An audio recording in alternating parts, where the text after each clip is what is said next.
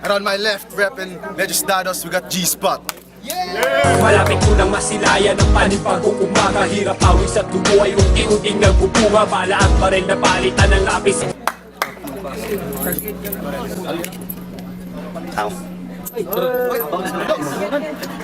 Yo, 1 minuto, timing lang, huling laban no. Spot. Sa gabing ito, ako ang magsisilbing hukom. Kaya Mardoni, hindi mo kaya pasukin ang butas ng karayom.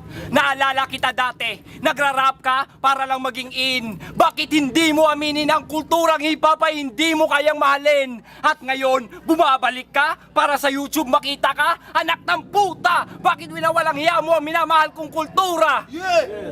Ang duelo na to ay hindi pwedeng idaan sa laki. Mardoni na kapre na mahilig tumambay sa puno ng balete nagpapakita tuwing hating gabi. Kasi sabik sa publicity, pasintabi, pero ikaw ay isa sa tripulante na ignorante. Nalaman mong sikat ang flip top, kaya ka lumitaw ulit. Gusto mong gumawa na eksena para mapanood ka sa internet. Naliligaw ka na yata dahil hindi mo alam ang iyong destinasyon. Gumising ka na sa iyong imahinasyon. Kahit anong gawin mo, kulang pa rin ang iyong determinasyon. Pagkatapos ng laban nating dalawa, siguradong iindahin mo ang depresyon. Sa minuto. Hoy dugyot! Wala akong pakialam sa iyong suot. Yo! Sa gabing... Yo, mas maitim pa ang balak mo kaysa kay Obama at Binay. Sa iyong paglalakbay patungo sa tagumpay, hindi ka makakarating ng matiwasay. Hoy, MC na mukhang bangkay, makinig ka sa bawat salaysay. Kala mo kung sinong mahusay, ka rin naman nagago sa putika nakahandusay. Sa industriyang rap, ikaw ay isa sa mga lumalason. Pinipilit mong harapin ang hamon ng sibilisasyon. Pero parati ka naman ang pag-iiwanan sa panibagong henerasyon. Kasi naging marupok ka sa paghampas ng alon.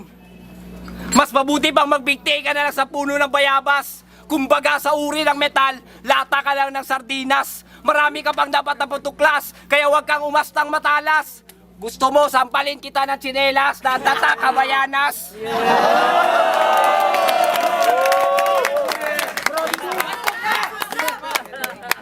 Kapre ang iyong itsura, bakulaw ang iyong postura.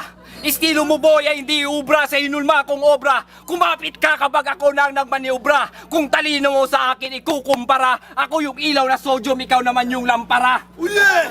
Kaya makinig sa mensaheng aking hinahatid. Hindi ka na makakaahon mula sa iyong paglubog dahil ako ang magsisilbing balakid. Sa mundo nito kel gapatlok, doon ka dapat tumawid. At ang baluktot mong paniniwala, dapat mo nang ituwid. Time! Yeah. Sa minuto, huling minuto, G-Spot. Hoy ulol, wag mo akong sindakin dahil hindi ito basketball.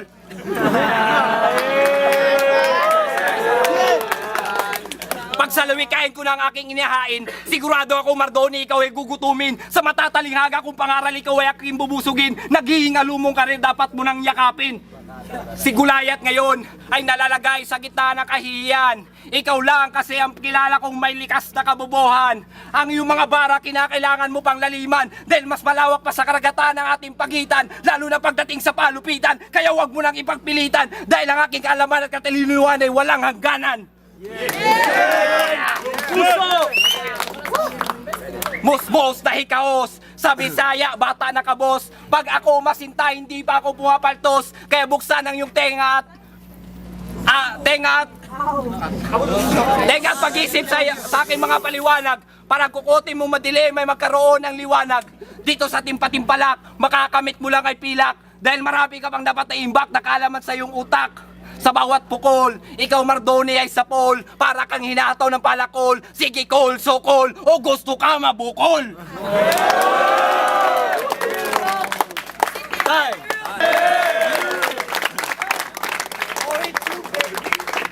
Para kay G-Spot. Yo,